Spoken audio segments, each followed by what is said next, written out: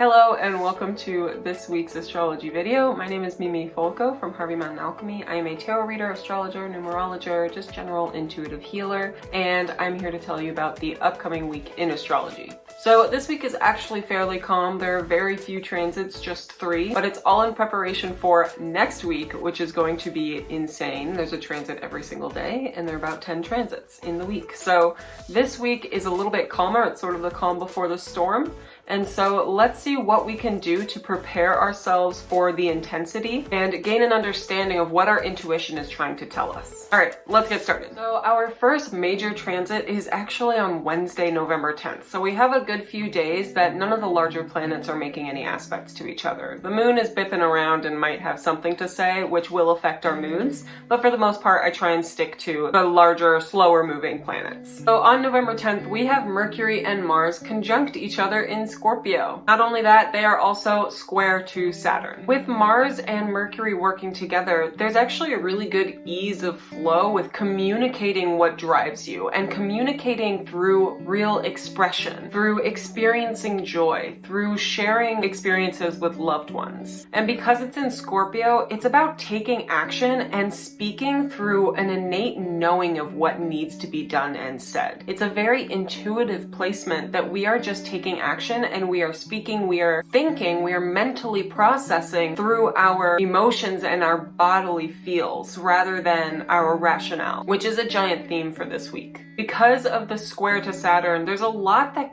is going on with this aspect that's very reminiscent of the new moon. So what you set out to do, whatever your intentions were that you put out on the new moon, I know last week I said it's a great new moon for healing and it may feel like it'll come really suddenly, like you weren't expecting all of this healing to come through. But basically the intention that you put on the new moon is being reiterated right now. So it might be a good time just to check in again and see how you're doing regarding those themes. Also, because of Saturn, you may feel a little bit challenged by your fears. So maybe with the new moon, you did this ritual to release all of the fears that you were holding in your body. And around this time on November 10th, you might feel those fears creep back in. So it's a good test for you, right? Saturn is such a ruler of tests and making sure that you're like proving your worth or proving that you are improving. You might be a little bit challenged by those fears creeping back in. So again, I think it'd be a really good idea to do a little ritual to meditate, to release and remind yourself that you are not your trauma. I also feel like we may have this feeling of lack of strength or we don't have what it takes to make it through. Don't let your fears or your pains or these challenges get you so down that you feel like it's not even worth trying. Note what your body is telling you. Scorpio is a sign of intuition and of just knowing. Rather than going down the rational route, I really think that this transit would be really helpful and this week in general to follow your hunches. Follow what the body is saying. Follow what your emotions are telling you and your intuition. Mercury rules communication, but it also rules our thought processes. And Mars rules our course of action and our ability to move forward.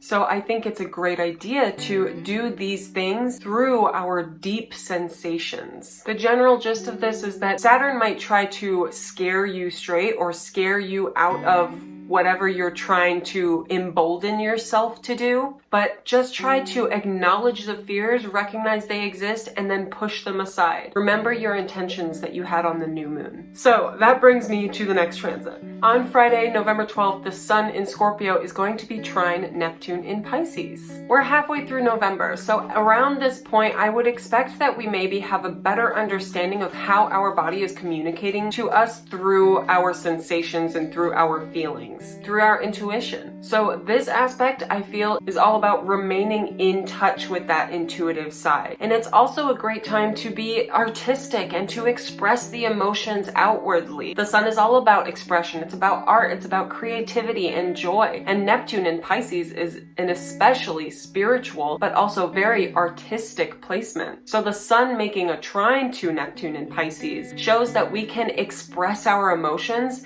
through some creative venture. I also think that this aspect would be a really good time for you if you've been thinking about it, maybe on the fence, to buy the tarot cards, buy the runes, communicate with your intuition in whatever way seems to resonate with you. This way you can talk to your higher self, listen and learn from your higher power or your spirit guides or ancestors. All in all, it's just a good time to explore your intuition and listen to what it has to tell you, because it's trying to guide you towards a better place. And lastly, on Saturday, November 13th, I know there are very few transits this week, but this is what we got. Mercury in Scorpio is going to be opposite Uranus in Taurus. So Uranus in Taurus has been guiding us to shed some light on the conventions that are truly not convenient anymore. They have just been societally accepted, and so we've maintained those traditions. But Uranus is telling us to really assess what traditions and what conventions aren't working anymore and aren't relevant to our time that we are living in right now. So on a more personal level, Mercury being opposite it might be a really good time for you to examine what conventions and traditions you're maintaining and you're keeping up with that maybe you don't have to be holding on to anymore. And because it's Mercury, it might be a great time to talk to your neighbors, talk to your siblings, your family members, and discuss what doesn't need to be continued on or maintained. Have some conversations about breaking the status quo and creating a new status quo. This time around, I want you to rely on what is not societally normal, your primal instinct. Examine your deepest thoughts about safety and what makes you feel like you are in a secure spot or in a safe spot by maintaining whatever is the status quo, whatever it is that you're dealing with during this time. Why can't you make the change and break the mold in this circumstance? Don't be afraid to make some waves on this day. All right, so that is the astrology for this week. Like I said, it is fairly slow, a little bit calmer, but it's all in preparation for what is coming next week, which is going to be quite a bit. The whole week is a doozy of the week. So I hope you're having a wonderful time. I hope that was helpful, and I will see you next time.